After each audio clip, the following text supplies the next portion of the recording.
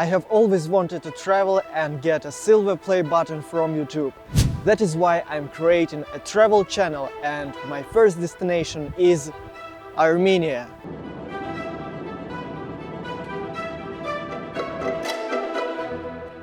I've just checked into my hotel and it's only a short 20-minute walk to the center of Yerevan. My room is on the basement level, which means it has no windows. So that's my home base for now. Looking forward to sharing some amazing adventures with you all. Behind me is one of the most popular attractions in Yerevan, the Cascade. The internet says it has 572 steps. I decided to climb up and count them myself. Let's go! The Yerevan Cascade consists of 5 hillside terraces. Well, a beautiful view is starting to open up. I'm already on the 179th step, or is it 180th? It was conceived by the prominent Yerevan architect Alexander Tamanyan in the 1920s, but construction began only in the 1980s. I'm on step 300 and judging by the view, there's less than half left. Tamanyan wanted to connect the upper and lower parts of the city. Today it is an open-air museum with various sculptures and waterfall fountains. Well, I'm on step 430 and this is the last 5th hillside terrace before the end of the cascade. Hi, where do you come from? I came from India. Try to guess the number of steps in the cascade. I think 568, I think. Local residents come here to relax while tourists take photos from the top of the cascade with a panoramic view of Yerevan. Finally, I am at the very top of the cascade and I have counted 555 steps, or 564 with those behind the fence. As you can see, the cascade is still incomplete. Come to Yerevan and see for yourself.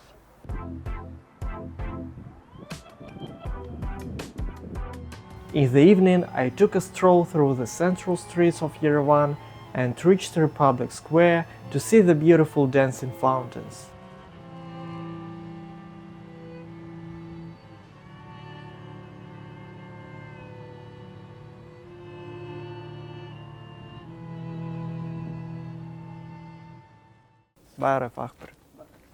I'm in one of Yerevan's oldest neighborhoods, Kond, which was founded in the 15th to the 18th centuries. It really feels like stepping back in time. It's got this wonderful old-school vibe. In Armenian, Kond means long hill, which reflects its high location compared to the surrounding areas. During Persian rule, the name was changed to Tababash, but the locals still refer to it as Kond.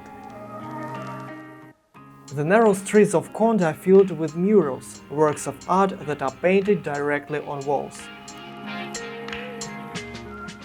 This historic neighborhood was transformed into Yerevan Street Art Gallery in 2018.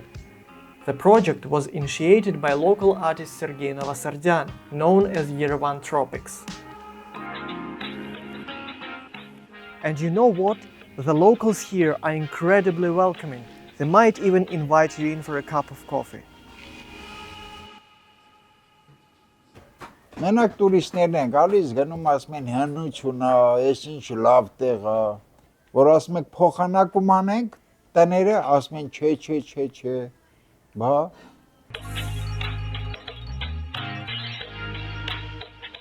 In the evening, as I was coming down, I saw a church in the Kond area, built in the early 18th century. I found a court in central Yerevan and played basketball with a guy.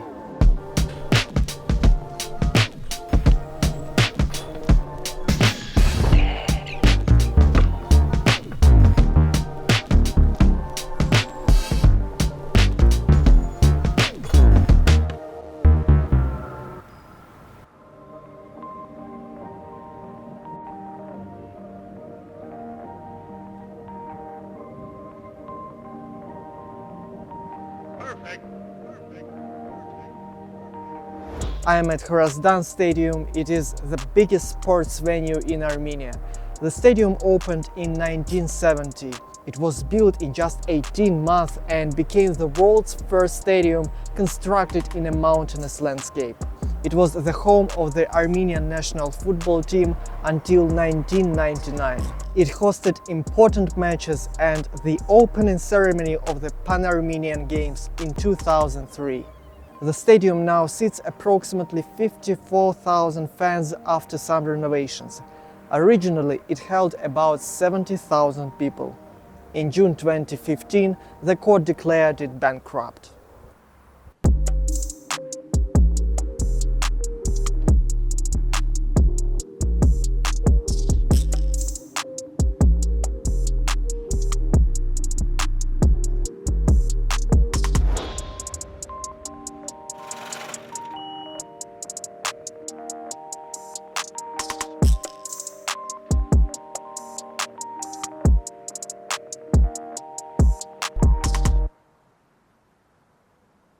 It's time to leave Yerevan and see other places. I started my trip to Khorvirab monastery from Yerevan and filmed some great footage from a distance.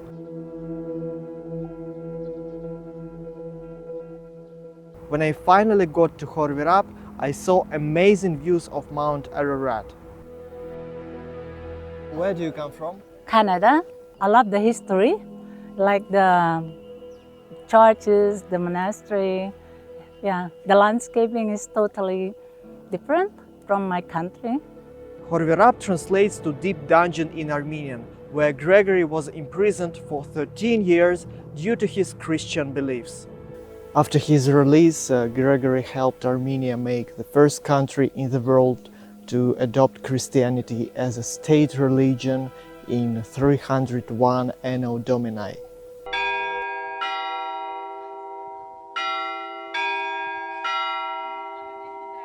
After visiting Khorvirab, I headed to Yerevan Monastery.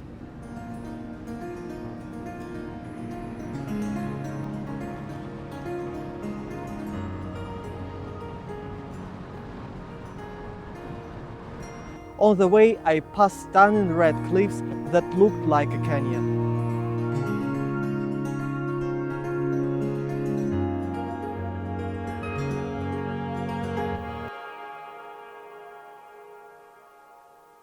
Yerevan consists of two churches. Behind me is the Surpastavtsatsin church, which is decorated with a carved cross and other elements. The second church, Surp Karapet, is just meters away. The monastery also includes the Surp Grigor chapel and Armenian cross stones called Khachkars. There were some tourists with a guide at the monastery, and I got the chance to listen to the history about this remarkable place. First of all, the lower part, where again we have the depicted figure of Holy Virgin with Jesus Christ on her knees, sitting on the rock, and all around you may find typical Armenian floral patterns. Now let's enter Gavit.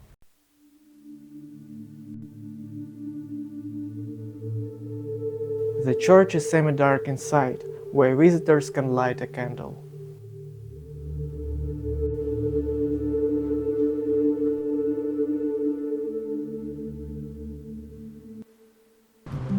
My next stop is the monastery of Tatev. On the way, I passed the Spandaryan Reservoir, one of the largest in Armenia. Tatev Monastery is one of the gems of Armenian architecture. It is located in the Sunik region in the south of the country. To get to the monastery, I took the wings of Tatev cable car. It is the longest reversible cable car in the world, which stretches over 5,700 meters.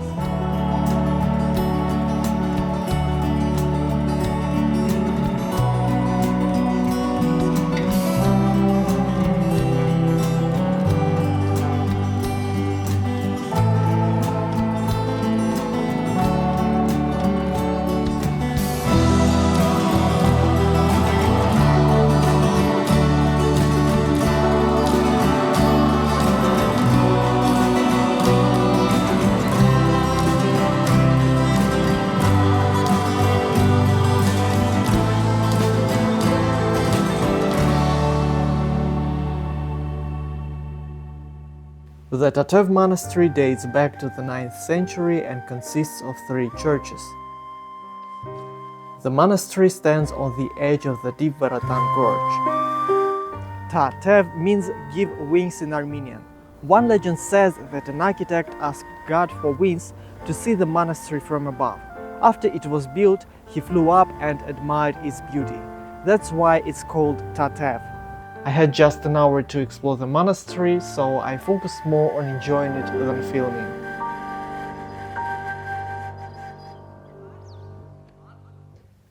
When I got back to Yerevan, I caught a performance by the Armenian State Symphony Orchestra at Republic Square.